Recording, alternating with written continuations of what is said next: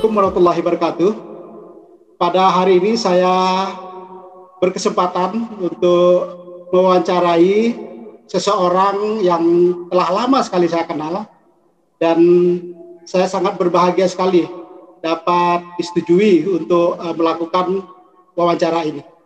Beliau adalah Bapak Eka Tanjung, yang dulu saya kenal sebagai seorang penyiar radio Nederland. Kemudian saya ketahui lagi sebagai pemilik tour and travel, dan terakhir saya amati lagi beliau sebagai YouTuber. Nah, ini ada 3 pekerjaan yang saya amati dari perkembangan beliau. Tentunya saya ingin bertanya apa yang terjadi dan bagaimana perjalanan hidup beliau sampai hari ini, dan kita akan simak terus sampai channel ini selesai. Baik, selamat malam. Assalamualaikum Pak Eka. Ya, waalaikumsalam warahmatullahi wabarakatuh. Baik. Shalom, Om Swastiastu, Namo Buddhaya. Salam kebajikan dan salam sejahtera bagi kita semua. Amin. Eka Tanjung dari Almere, negeri Belanda ini. Ya. Kami gembira, terima kasih Bang Rudi untuk undangannya. Ya. Kesempatan berbincang dan bersharing. Ya. Walaupun saya yang akan banyak bicara barangkali, tapi bukan berarti saya yang paling tahu ya. Kita berbagi ilmu, insya Allah barokah. Amin. Baik Pak, ini pertanyaan pertama. Tentu saya ingin mengetahui berapa lama sudah Bapak berada di Belanda? Ya, kalau saya itu sebenarnya sudah 35 tahun di negeri Belanda. Jadi pada tanggal 6 November 1985 tepatnya, itu saya untuk pertama kali menginjakkan kaki di Bandara Schiphol di Amsterdam. Sekaligus sebenarnya adalah perjalanan luar negeri pertama saya. Langsung ke Belanda, waktu itu baru selesai sekolah menengah atas di SMA. Jadi saya baru lulus SMA dan tujuannya pertama-tama itu untuk untuk studi, untuk kuliah. Jadi pertama-tama kursus bahasa Belanda dulu karena kuliahnya waktu tahun 1985 itu dalam bahasa Belanda perkuliahannya. Bahasa Inggris belum populer 35 tahun yang lalu. Saya pertama kali tinggal di kota Utrecht. Begitu, Bang Rudi. Menjadi seorang penyiar waktu itu bagaimana kisahnya itu Pak? Dari apakah kuliah sambil bekerja atau bagaimana? Kalau saya sebenarnya waktu itu kuliah dulu. Setelah itu saya kuliah untuk bidang informatika perusahaan. Walaupun itu tujuan utama, tapi saya tidak lanjut setelah 2 tahun. Jadi periode 2 tahun pertama itu kan belajar intensif bahasa Belanda. Karena saya sendiri waktu itu nggak bisa bahasa Belanda. Sehingga mau tidak mau harus belajar dulu, lulus dulu, dan juga istilahnya ujian persamaan ya. Karena kan SMA di Belanda itu tidak serta-merta bisa langsung masuk ke perguruan tinggi. Itu levelnya sebenarnya 1 tahun kurang. Jadi kemudian kuliah. Nah, kemudian setelah 2 tahun di informatika perusahaan, kemudian setelah itu saya berganti kuliah, ganti jurusan. Lebih ke sosiologi kemasyarakatan, counseling untuk masyarakat. Waktu itu saya lihat Belanda sudah mulai menggalakkan biro anti diskriminasi. Jadi Undang-Undang Dasar kan di ayat pertama sudah menunjukkan bahwa semua yang berada di Belanda akan diperlakukan sama. Kemudian di ayat 137 Undang-Undang Belanda menyebutkan diskriminasi itu dilarang. Dan waktu itu lagi bagusnya saya pikir ini cocok untuk di Indonesia juga, dengan masyarakat yang multi etnik dan multi agama ini ada baiknya untuk belajar juga penanganan tentang ini anti diskriminasi, baik itu perempuan, gender ya, kemudian agama, religi, budaya, dan lain sebagainya. Nah, kemudian setelah itu saya selesai sempat bekerja di tempat lain di penerbitan, itu awal tahun 90-an. Kemudian tahun 97 saya masuk ke Radio Nederland, karena waktu itu ada lowongan hanya untuk menerjemahkan surat-surat dari pendengar. Surat-surat pendengar tahun 87 itu harus terjemahkan dalam bahasa Belanda, ngisi formulirnya, kemudian saya ngelamar itu dapat, kemudian mereka bilang, Eka, kamu coba deh tes suara, apakah suara kamu bisa untuk mikrofon, untuk siaran. Jadi sambil dididik sebenarnya saya perlahan-lahan menjadi penyiar. Tapi kalau soal ngoceh itu kayaknya sejak lahir. Jadi udah cocok lah gitu. Begitu Bang Rudi. Oke. Tahun 97 itu. 97 ya. 35 tahun, tentu saya ingin bertanya apakah masih WNI atau bagaimana diaspora? Ya, itu kalau diaspora itu istilah ya favoritnya tetangga saya, Mr. Bari Mukhtar. Iya, iya. Sampai saat ini saya masih WNI ya, warga negara Indonesia. Dan saya bisa tinggal lama karena memang mulai 10 tahun, kalau kita sudah 10 tahun berdomisili di Belanda secara legal, itu dapat izin tinggal tetap. Jadi bekerja, kuliah itu udah masuk, kemudian saya dapat izin tinggal tetap, sehingga buat saya aktivitas apapun waktu itu sebagai wartawan, jurnalis di Radio Nederland, tidak masalah untuk memegang paspor Indonesia. Dan untuk paspor yang sekarang, kalau terhitung tahun 85 saya adalah paspor saya pertama, itu sekarang saya sudah pegang paspor yang ke-8. Masih warga negara Indonesia. Yang kedua, saya ingin bertanya mengenai tour and travel. Di situ saya, malah teman saya Astrid, namanya Astrid Widari, itu bersama dengan Pak Eka, dan beliau senang sekali bercerita kepada saya tentang pengalamannya tur bersama Pak Eka.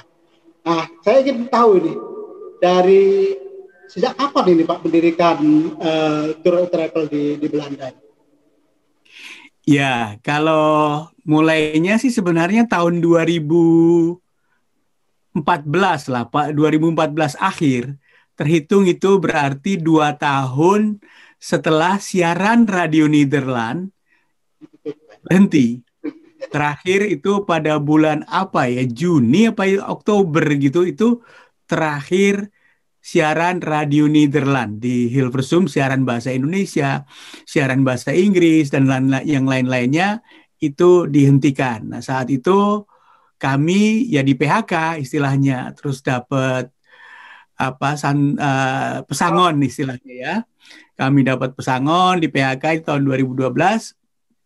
Nah, PHK itu kan sebenarnya ada 2 hal penting gitu Bang Rudi ya. Ya, ini boleh kita perhatikan. Ya, 2 hal penting hilang. Rutinitas sebagai wartawan yang siaran, ngocehnya itu, bertutur, istilah halusnya, itu hilang. Nah, yang kehilangan kedua sebenarnya adalah passi kita.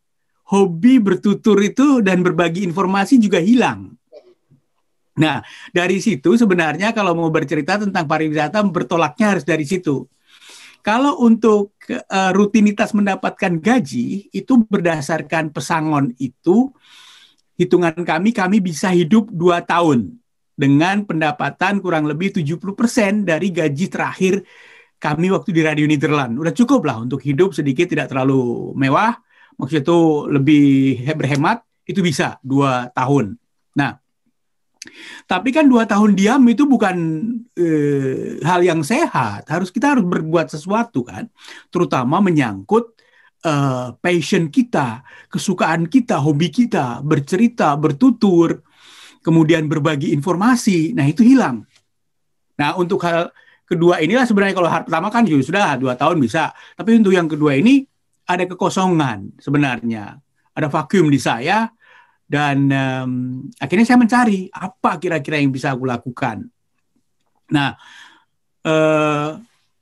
semasa itulah sebenarnya saya mencari peluang. Ada 2 tahun dalam hal-hal yang kiranya bisa dilakukan pasca sekarang ini nganggur, walaupun ada pendapatan kan sebenarnya status aku nganggur. Nganggur dan itu tidak bisa bertutur, tidak bisa bercerita. Akhirnya ada semacam kebutuhan untuk buat blog. Tulisan ya, jadi blog seperti Blogspot atau WordPress. Nah, itu aku tulis di situ tentang pengalaman dan apa saja sambil mencari informasi. Ada 3 hal yang menarik untuk bisa mendapatkan sesuatu yang mengarahkan untuk tur itu. Yang pertama, itu dorongan dari keluarga, itu terutama istri dan anak-anak. Anak-anak mah happy-happy aja selama semuanya baik-baik aja. Tapi istri selalu menyemangati. Terus yang kedua itu dari kawan-kawan dalam artian ketika kita mencari sumber-sumber informasi untuk profesi baru, saya mikir kira-kira apakah saya bisa untuk kembali menjadi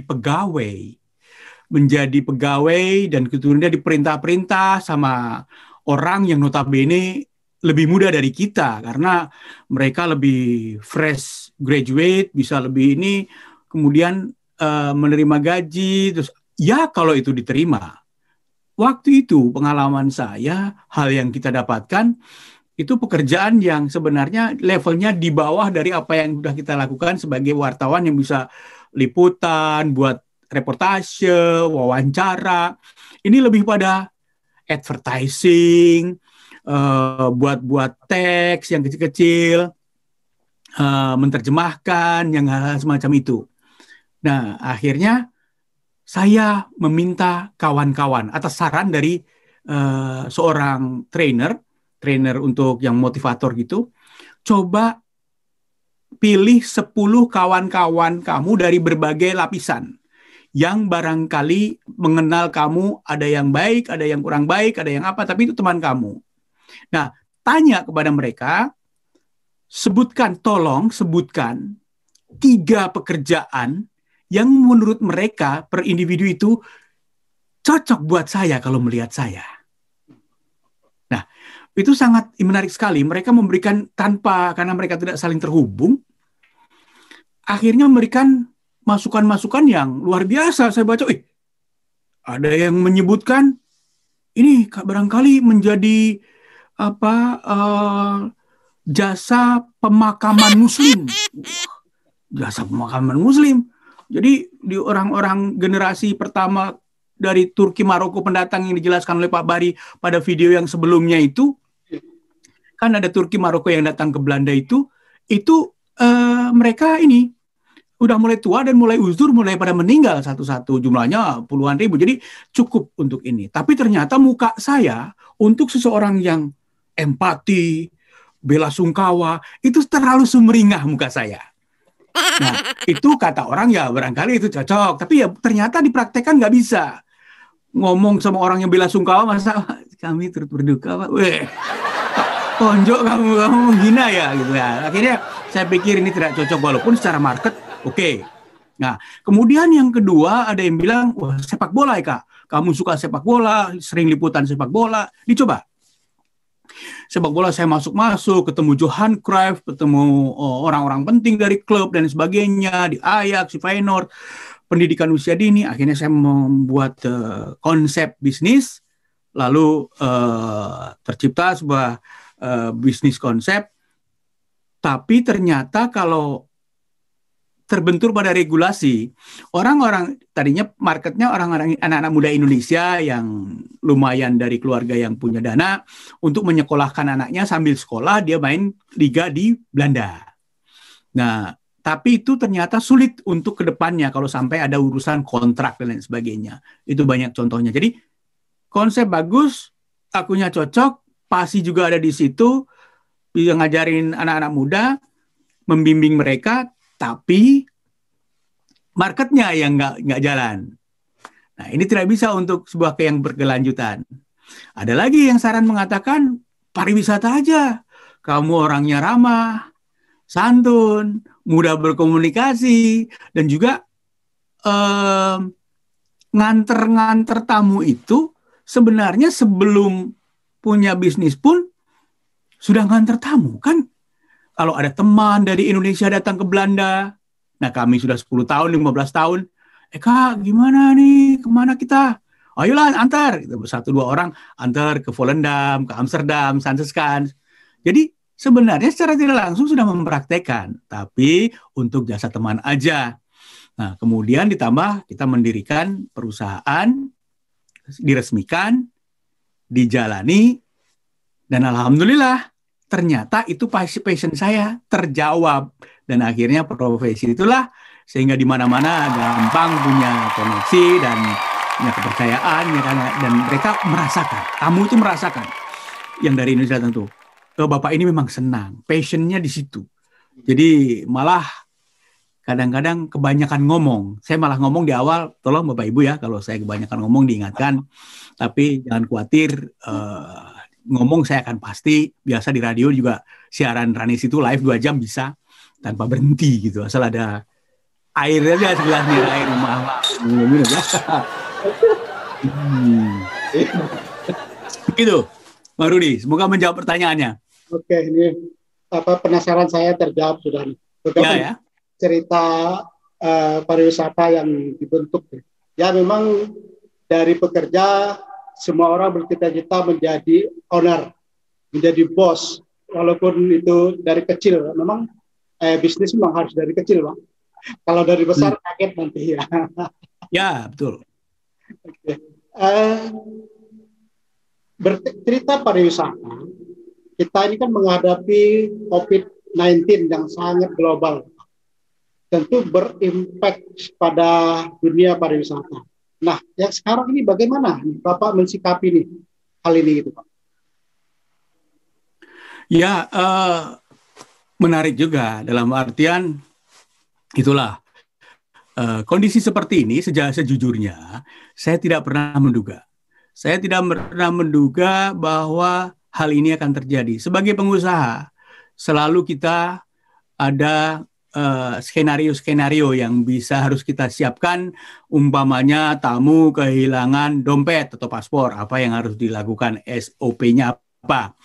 Nah, terus kemudian standar operation procedure-nya apa? Oh iya, kita telepon, kita polisi minta keterangan, surat hilang, kalau ada asuransinya dan sebagainya, proses verbalnya.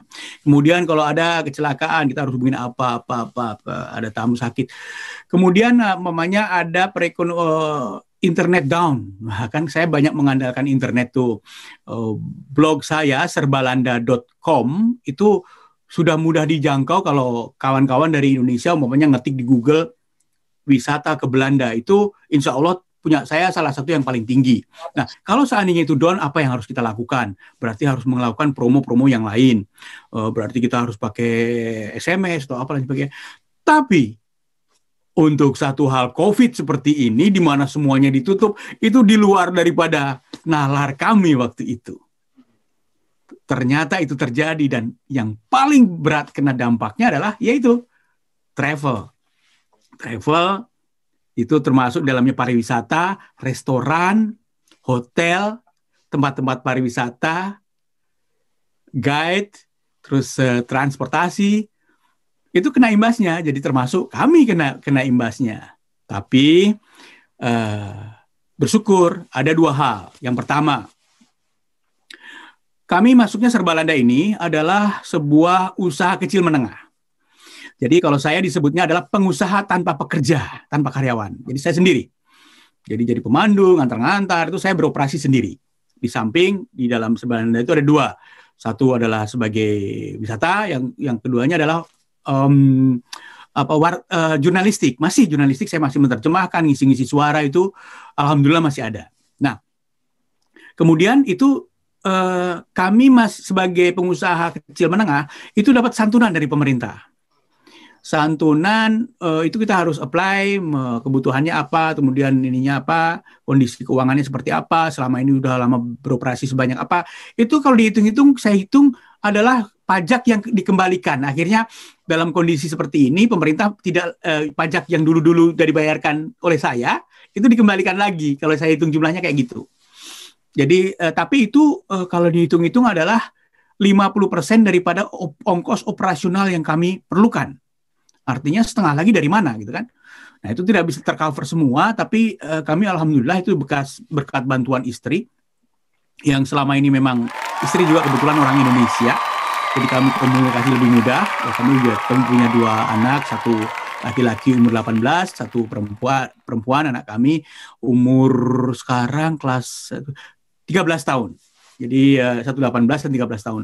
Nah, istri itu memberikan selama ini kelihatannya tuh kok ini banget ke uang itu, ya nanya berapa pemasukan dan sebagainya. Kalau kita kan kalau bisa sebagai laki-laki tuh wah gitu ya. Untung dia backgroundnya banking di Indonesia dulu, jadi dia masukkan pos-pos ya, dia simpan, dia tabung ya saat-saat seperti sekarang. Nah itulah kita bisa survive karena itu. Nah, di samping tentu saja saya nggak boleh diam. Setelah terbuka, nanti hitungannya kami ikuti terus perkembangan, regulasi seperti apa. Kita sudah siap. Harus siap dengan kondisi baru, perbedaannya apa, jumlah penumpangnya apa, apakah harus rapid test dulu penumpangnya, kemudian di sini harus seperti apa, itu harus kita siapkan. Dan termasuk tentu saja paket harganya kan berbeda. Kalau mobil, mamanya dulu bisa satu mobil 8 orang, kalau mamanya aturan sekarang satu mobil 4 orang. Itu operasional sama, tapi masukan berbeda. Itu kita harus cari kreativitas agar kitanya tidak rugi, juga tamunya tidak merasa terlalu berat begitu. Nah itu selalu cari konsep-konsep seperti itu. Nah itu saya tertolong banget sama YouTube karena di situ sumber informasi begitu. Baik, langsung ke YouTube. Jadi, saya melihat ini 2 hari yang lalu saya melihat ini di subscribe-nya Pak Eka itu 17.100. Ini saya lihat 17.700. Bayangkan saja berapa hari sudah 600 orang yang subscribe. Jadi saya melihat ini cukup terkenal nih jadinya. Jadi dan setelah 20.000 ini saya pikir akan melesat. Nah ini ceritanya nih bagaimana bisa menjadi seorang YouTuber? Ya, sebenarnya kalau kita cerita tentang YouTuber, kita harus kembali ke tahun 2007. 2007 saya sudah punya account Gmail, dan saya juga sudah punya account YouTube. Itu YouTube umurnya baru 2 tahun. Karena saya berpikir waktu itu ada Yahoo, ada Google, ada yang lain. Google ini paketnya lebih bagus dan saya juga ikut, dan saya tidak ada yang saya sembunyikan. Di mana orang Belanda masih ragu-ragu akan privacy ini, privacy itu, kelihatan ini, kelihatan itu. Saya pikir saya nggak ada yang saya sembunyikan, saya nggak ada punya niat jelek. Jadi udah, nggak apa-apa, saya ikut Google, saya ikut YouTube. Jadi waktu itu saya punya kan bahkan 2 tahun sebelumnya atau 3 tahun sebelumnya sudah punya Blogspot. Itu semacam blog tapi dari punyanya Google. Kalau sekarang saya lebih banyak di WordPress, itu untuk bercerita mengenai Amsterdam, kita cerita tentang Amsterdam seperti apa, kita bisa kemana aja, dan sebagainya. Nah, akan menarik kalau ditunjang dengan video. Ya kan? Nah, waktu itu, video-video yang ada di YouTube itu adalah murni karena saya masih punya data di langganan itu, mana saya sekian nih, tadi ngerekam Amsterdam, udah aku naikkan aja, jadi jelek banget berdiri gitu, vertikal, masukkan. Nah, terus saya linknya itu saya copy paste ke blog, kemudian blog itu muncul. Nah, saya tidak ingin, waktu itu udah ditawarin sama ini, mau nggak monetize gini-gini iklan. Saya bilang enggak, karena 2 alasan. Yang pertama, karena mengotori video cuma 2 menit, iklannya udah 2 kali, mana iklannya yang barangkali tidak disukai oleh penonton, kan dapatnya juga nggak seberapa gitu kan. Saya nggak mau.